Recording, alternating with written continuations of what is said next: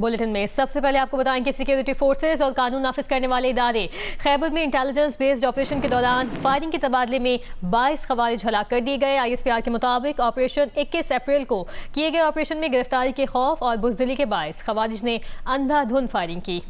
Firing की जद में आकर एक 10 साला मासूम बच्चा शहीद हो गया।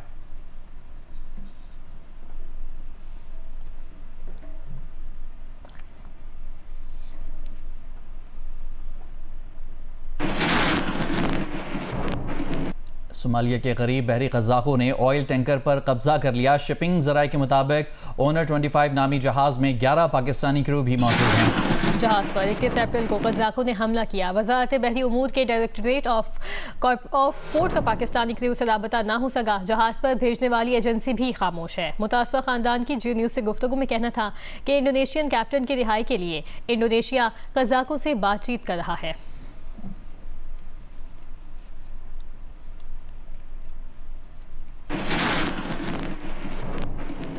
यहाँ आपको बताएं कि पाकिस्तान ने मुत्तहिदा अरब अमारात को मजीद $1 अरब वापस कर दिए हैं। स्टेट बैंक के मुताबिक गुज़श्ता हफ्ते $2 अरब 45 करोड़ की अदायगी की गई थी। अमारात की तरफ से डिपॉजिट करवाए गए $3 अरब 45 करोड़ की वापसी मुकम्मल हो गई है। जियो न्यूज़ के नुमाइंदे रियाज एंडी से मजीद बात करेंगे। रियाज बताइएगा, पाकिस्तान की जानिब से UAE को अदायगी की गई है जबकि सऊदी अरब से पाकिस्तान में डिपॉजिट जमा कराए गए हैं, तो इससे ज़र मुबादला पर क्या फ़र्क पड़ेगा?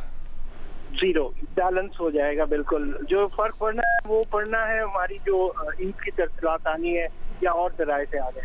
तो फर्स्ट ऑफ ऑल ये कि पाकिस्तान जहाँ पर सियासी मैदान में, जहाँ पर अस्करी मैदान में, वहाँ वो अब मालियाती मैदान में भी जो है बहुत अच्छे कारनामे दिखा रहे हैं। सारा बैलेंस करके चल रहा है। सारी अदायगियाँ वक्त पे कर रहे हैं पाकिस्तान। और ये उस वक्त हो रहा है जब दुनिया के अंदर जंग है और उस वक्त जब सियासी सूरत हाल कुछ अच्छी नहीं है, लोग भी अपने आप को पोजीशन कर रहे हैं। उस वक्त पाकिस्तान भी बहुत अच्छी तरह से पोजीशन है और हमने उसको अच्छी तरीके से मैनेज किया। आपने ये जो कहा कि पिछले हफ्ते 2 अरब 45 करोड़ दिए थे, 2 अरब वो डिपॉजिट के वापस किए थे और 45 करोड़ सूद के साथ वापस किए थे। और आज कल भी $1 अरब की अदायगी में, तो बिल्कुल आप सही कह रहे हैं कि वो 3 अरब जो UAE के डिपॉजिट थे वो जो निकल गए, उसकी जगह सऊदी डिपॉजिट आ गए, सिर्फ टाइटल चेंज हो गया है। और जो एक और फर्क हुआ है वो ये कि वो जो 45 करोड़ जो एक्स्ट्रा उसके साथ है वो आपने यूरो बॉन्ड के जरिए हासिल कर लिया। बल्कि यूरो बॉन्ड का जो ग्रीन शू ऑप्शन था वो भी एक्सरसाइज किया है, तो वो कोई $75 करोड़ वो भी आपके पास आ गया। तो यू आर बैलेंस। अब इससे आगे जो ईद की तरसलात आनी है, कुर्बानी होनी है, जो बाहर से लोग ऐसे भेजते हैं वो आपके ज़खायर को बीफ अप करेंगे। तो ऑल गुड फॉर पाकिस्तान, अच्छी खबरें हैं। बहुत शुक्रिया रियाज एंडी, आप हमें आगाह कर रहे थे। ईरान अमेरिका मुज़ाकरात के हवाले से ताज़ा तरीन सिचुएशन क्या है ये बताएंगे फराज अहमद सिचुएशन रूम से। बहुत शुक्रिया हाजरा। सिचुएशन रूम में आपको खुशामदीद कहते हैं और आपको ये खबर दें कि अमेरिकी सदर डोनाल्ड ट्रंप ने कहा है कि ईरान के खिलाफ जंग में जौहरी हथियार इस्तेमाल नहीं किए जाएंगे। उन्होंने कहा कि जंगबंदी के दौरान ईरान ने अपने हथियारों को कुछ लोड किया होगा, लेकिन अमेरिकी फ़ौज एक दिन में इसे ख़त्म कर सकती है। उन्होंने ये भी कहा कि ईरान से मुआहिदा तो वो फौरी तौर पर भी कर सकते हैं, मगर चाहते हैं कि ईरान से मुआहिदा हमेशा कायम रहने वाला हो।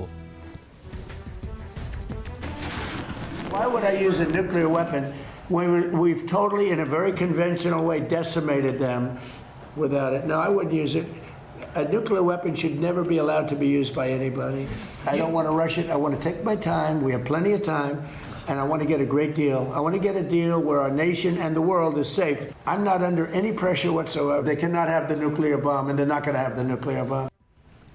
ट्रंप के इस बयान पर ईरान के सदर मसूद पेज़ेश्कियान और ईरानी पार्लियामेंट के स्पीकर बाकर कालिबाफ ने सदर ट्रंप के बयान पर मुश्तरका रद्द-ए-अमल दिया है। उन्होंने कहा है कि ईरान में ना कोई बुनियाद परस्त है, ना कोई म्यानर हो। हम सब ईरानी और इनकलाबी हैं और रहबर मुअज़्ज़म इनकलाब की मुकम्मल पैरवी करते हुए जारह मुजरिम को पछताने पर मजबूर कर देंगे। ईरानी सदर ने बदनीयती और नाकाबंदी को हकीकी मुज़ाकरात में असल रुकावट करार दे दिया। बाकर कालिबाफ ने कहा कि अमरीकी नाकाबंदी में जंगबंदी बेमायनी है। इन हालात में आबना हुरमज़ खोला जाना मुमकिन नहीं है। ईरानी वज़ीर ख़ारजा अब्बास अराग़ची ने कहा कि मैदान जंग हो या सिफारतकारी मुकम्मल मरबूत महाज हैं। ईरानी पहले से कहीं मुत्तहिद हैं। इसराइल की नाकामी ईरान के तमाम रियासती इदारों के इत्तेहाद, एक मकसद और नज़्म व ज़ब्त में झलकती है।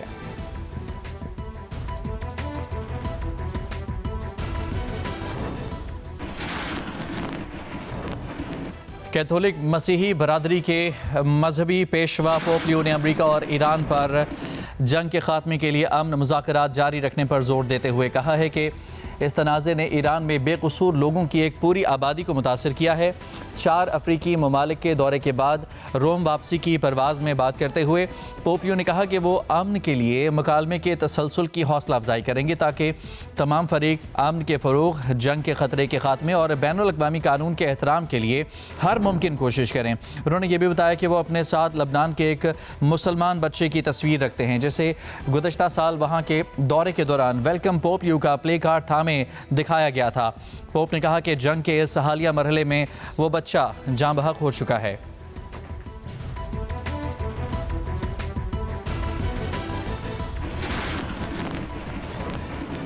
यूरोपीय यूनियन की खारजा अमूर की चीफ काया कलास का कहना है कि ईरान के साथ मुज़ाकरात में जौहरी माहिरीन को भी शामिल होना चाहिए। कब्रिस में यूरोपीय यूनियन के रहनुमाओं के गैर रस्मी सरबराही इजलास से पहले बात करते हुए काया कलास ने मजीद कहा कि अगर बातचीत सिर्फ जौहरी मामले के बारे में है और मुज़ाकरात में जौहरी माहिरीन मौजूद नहीं है तो फिर ईरान के साथ मुआहदा 2015 में हुए JCPOA के मुआहदे से कमज़ोर होगा। काया कलास ने कहा कि हमें खित्ते में मिसाइलों और हथियारों का मामला हल किए बगैर ईरान के साथ जौहरी फाइल पर तवज्जो देने पर तशवीश है। अगर खित्ते के मिसाइल प्रोग्राम, ईरान की प्रॉक्सी की हिमायत, यूरोप में हाइब्रिड और साइबर सरगर्मियों पर भी तवज्जो न दी गई तो हमें एक ज़्यादा ख़तरनाक ईरान का सामना होगा।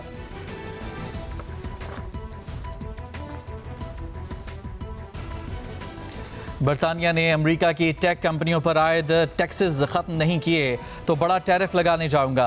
अमेरिकी सदर डोनाल्ड ट्रंप ने बरतानवी अखबार दी टेलीग्राफ को इंटरव्यू दिया है। अमेरिकी सदर ने बरतानवी वज़ीर आज़म सर केयर स्टारमर को धमकी देते हुए कहा है कि अमेरिकी टेक कंपनियों पर बरतानवी टैक्स गैर मुनसिफाना है। अगर ये टैक्स ना हटाया गया तो बड़ा टैरिफ आयद किया जाएगा। बरतानिया ने अमरीकी टेक कंपनियों पर आयद टैक्स खत्म नहीं किया तो बड़ा टैरिफ लगाएंगे। अमरीकी सदर डोनाल्ड ट्रंप ने बरतानवी अखबार दी टेलीग्राफ को इंटरव्यू में ये बात कही है। अमरीकी सदर ट्रंप ने बरतानवी वज़ीर आज़म सर केयर स्टारमर को धमकी देते हुए ये कहा है कि अमरीकी टेक कंपनियों पर बरतानवी टैक्स गैर मुनसिफाना है। अगर ये टैक्स ना हटाया गया तो बड़ा टैरिफ आयद किया जाएगा।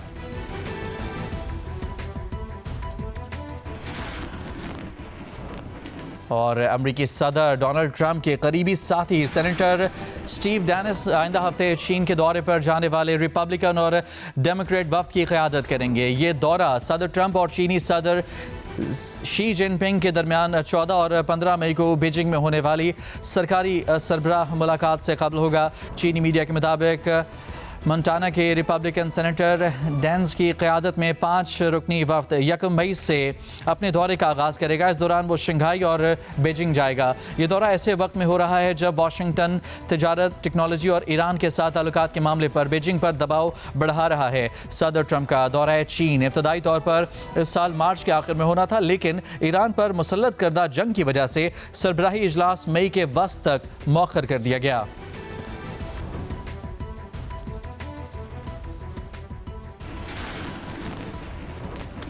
और अभी खबर देंगे आपको रावलपिंडी इस्लामाबाद से, जहां 2 हफ्तों से जारी सिक्योरिटी सूरत हाल के बायस पब्लिक ट्रांसपोर्ट अड्डे बंद हैं। मेट्रो बस सर्विस और ग्रीन बस सर्विस भी ताहुक्म सानी बंद रखी गई है, जिसकी वजह से शहरी शदीद मुश्किलात से दो चार हैं। ताहम अंदरून शहर कारोबारी सरगर्मियां अभी भी बहाल हैं। सरकारी और निजी दफातर खुले हैं। तालीमी इदारों में भी तदरीसी अमल जारी है। मजमूई सूरत हाल बताएंगे हमारे नुमाइंदे शब्बीर डार। जी शब्बीर।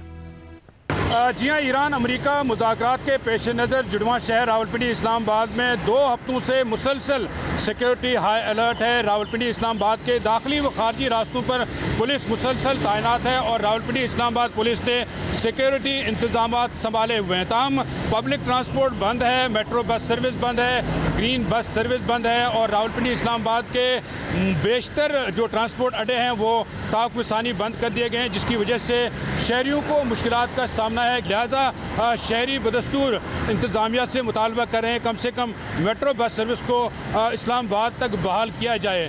ताहम जो इस्लामाबाद रावलपिंडी के बेशतर ट्रांसपोर्ट अड्डे हैं वो बंद है। ज़िले इंतज़ामिया रावलपिंडी की जानिब से कुछ ट्रांसपोर्ट अड्डे बहाल कर दिए गए हैं, जिसमें 26 नंबर चुंगी और जो गोल्डा मोड़ चौक का के जो बस अड्डे हैं वो बहाल कर दिए गए थे, जिसकी वजह से थोड़ी सी रिलैक्सेशन आवाम को मिली थी। लेकिन मुसलसल पब्लिक ट्रांसपोर्ट की बंदिश की वजह से, मेट्रो बस सर्विस की बंदिश की वजह से शहरियों को मुश्किलात का सामना करना पड़ रहा है। जी आपको बताएं, पंजाब की सीनियर वजीर मरियम औरंगजेब का कहना है कि ज़राअत में निजी शोबे के साथ बड़ी सरमायाकारी की जा रही है, जबकि किसानों के मुआवनत के लिए 8,10,000 किसान कार्ड फराहम किए गए हैं। सीनियर सूबाई वजीर मरियम औरंगजेब की ज़ेर सदारत इजलास हुआ, जिसमें महकमा ज़राअत की 35 स्कीमों का जायजा लिया गया।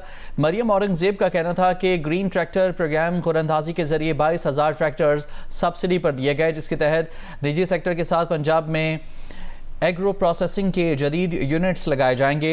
महकमा ज़राअत की 14 स्कीमें आइंदा माली साल में मुकम्मल कर ली जाएंगी। मरियम औरंगजेब ने एथल के लिए क्लाइमेट रेजिलियंट एग्रीकल्चरल प्रोग्राम का भी जायजा लिया। उनका मजीद कहना था कि लाइव स्टॉक कार्ड्स की तादाद 3 लाख से बढ़ाकर 6 लाख की जा रही है, जबकि ज़राअत और लाइव स्टॉक के बजट को दुगना कर दिया गया है।